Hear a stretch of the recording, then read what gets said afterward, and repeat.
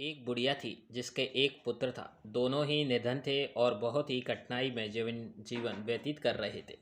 एक दिन बुढ़िया के पुत्र ने अपनी माता से कहा कि यहाँ तो मेरे लिए कोई काम ही नहीं है।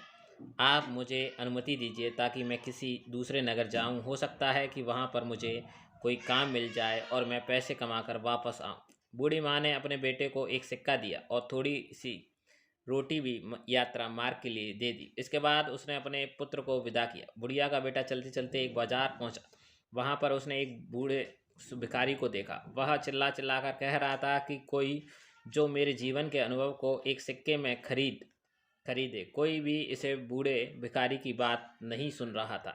इसी बीच युवक ने सोचा कि मेरे पास एक सिक्के के अतिरिक्त कुछ भी नहीं, क्यों ना यह सिक्का इसे बूढ़े को दे दूं। इस उसने यह सोचते हुए कि आजीविका का प्रबंध करने वाला तो ईश्वर है, वह सिक्का बूढ़े को दे दिया। सिक्का देते समय युवक ने उससे बूढ़े से कहा कि अब तुम मुझको अपने जीवन का अनुभव बताओ। बूढ़े ने कहा कि कोई भी अपनी वर्तमान स्थिति से संतुष्ट नहीं है। वह सोचता है कि इस स्थान से किसी दूसरे स्थान पर जाऊं ताकि मेरी स्थिति बेहतर हो जाए। बूढ़े ने कहा कि मेरे हिसाब से तो वह स्थान उचित है जहां पर मन को शांति मिले। प्रसन्नता महत्वपूर्ण है, ना कि प्रस्त स्थान। बूढ़े की बात सुनने के पश्चात युवा आगे बढ़ गया और चलते चलते एक जंगल में पहुंचा। वहां पर उसने देखा कि बहुत से लोग एक कुएं के किनारे जमा हैं। उसने उन लोगों से पूछा क्या हुआ। लोगों ने कहा इस आशा में के साथ हमारा कारवां यहाँ पर आया था कि इस कुएं से पानी निकालकर पिएंगे। अब हम स्वयं प्यासे हैं और हमारे पशु भी प्यासे हैं। हमने कुएं से पानी निकालने के लिए कई बार रस्सी बाल्टी बांधकर कुएं में डाली। हर बार रस्सी टूट गई, बाल्टी कुएं में गिर गई। अंत में हमने एक व्यक्ति को कुएं में भेजा ताकि वह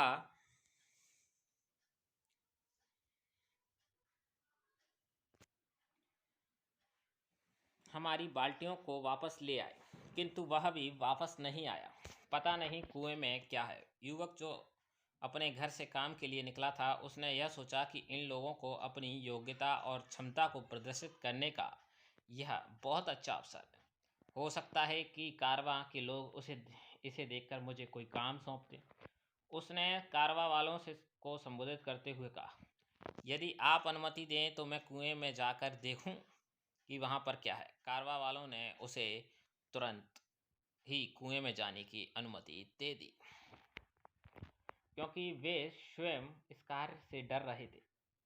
उन्होंने युवक की कमर में एक रस्सी बांधी और उसे कुएं में भेज दिया।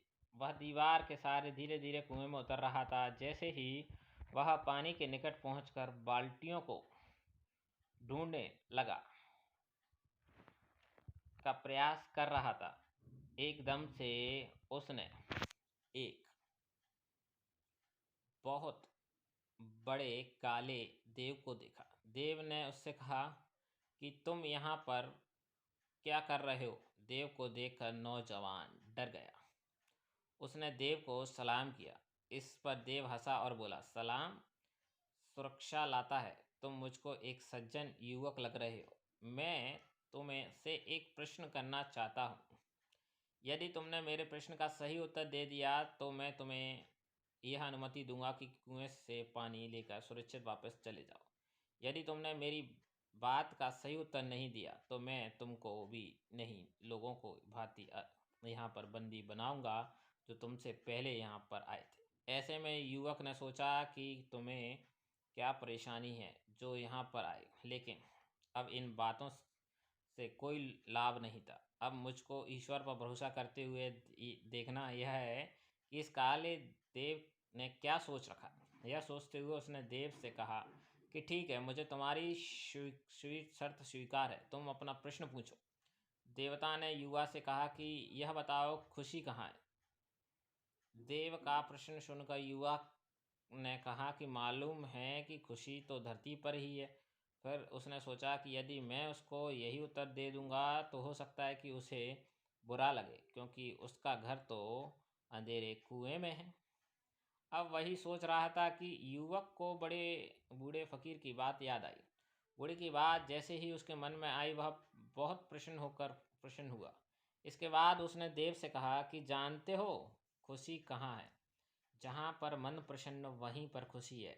इतनी सी बात सुनकर देव बहुत प्रसन्न हुआ। उसने कहा कि तुम्हारी बातों से पता चलता है तुम बहुत समझदार और अनुभवी हो। तुमसे पहले जिससे मैंने यह प्रश्न पूछा उसने मुझसे कहा कि धरती पर जाने वाला बाग खुशी का स्थल है, जबकि मुझको तो यही स्थान अच्छा लगता है और मैं इसे ही पसंद करता हूँ। देव ने कहा कि जाओ उल्ट बाल्टियों को ले जाओ, मैंने तुमको 3 अनार दूंगा। जब तक अपने घर ना पहुंच जाना, किसी को इस बारे में बात नहीं बताना। युवक ने देव का आभार व्यक्त किया, बाल्टियों को पानी से निकालकर एकत्रित किया और उनको पानी से भरकर वापस ऊपर भेज दिया। इसके बाद वह भी कुएं से सुरक्षित वापस निकला। बाहर आने के बाद उसने देव की कहानी कारवा वालों को सुनाई, किंतु अनार के बारे में उसने उनसे कुछ भी नहीं कहा। कारवा वालों से उसका आभार व्यक्त किया। फिर युवक कारवा के साथ अपने नगर वापस आ गया। जब वह अपने नगर पहुंचा तो कारवा वालों ने उसे एक गाय और भेड़ उपहार स्वरूप दी। उन्होंने कहा कि हम कुछ समय तक तुम्हारे नगर में रहेंगे, जब हम यहाँ से वापस जाएंगे तो तुम भी हमारे साथ आ सकते हो, हमारे लिए कोई काम कर सकते हो। इसके बाद युवक ने कारवा वालों से विदा ली और अपने घर की ओर चल पड़ा। अपने पुत्र को देखकर उसकी माता बहुत प्रसन्न हुई। उसने कहा कि बहुत अच्छा है कि तुम आ गए, मुझको तो आशा ही नहीं थी कि तुम इतनी जल्दी वापस आ जाओगे। युवक ने कहा कि ईश्वर मेरी सहायता की। अब तक मुझे एक गाय और एक भेड़ उपहार में मिल चुकी है। कुछ दिनों के बाद अब मैं कारवा वालों के साथ जाकर नगर में जा सकता हूँ और उनके लिए काम कर सकता हूँ। रात को माँ और बेटे ने खाना खाया। माँ थकी हुई अतः जल्द सो गई। युवक ने अपनी जेब से एक अनार निकाला और उसका एक टुकड़ा काटा। अनार के दाने बहुत चमक रहे थे और जो जगमगाते रत्न की भांति थे। युवक को पता चला कि अनार के दाने बहुमूल्य रत्न के हैं। यह सुन जानकर वह बहुत खुश हुआ। वह कारवा के साथ यात्रा पर नहीं गया। उसने कुछ कारवा के साथ यात्रा पर नहीं, कुछ रत्न लिए और उन्हें जाकर बाजार में बेचे। उनसे मिलने वाले पैसे से एक दुकान खरीदी, व्यापार आरंभ किया। जब भी लोग किसी ऐसे व्यक्ति को देखते जो अनापयुक्त स्थान पर रहता हो या उसकी आय कम हो, बड़ी ही कठिनाई से जीवन व्यतीत करता हो, लेकिन इन सब के बावजूद भी वह प्रसन्न हो, तो लोग यह कहावत दोहराते हैं, कुंजा खुस्म अस्त्र आंजा के दिल खुश खुश अस्त्र। अर्थात खुशी वहीं पर है जहाँ मन प्रसन्न हो।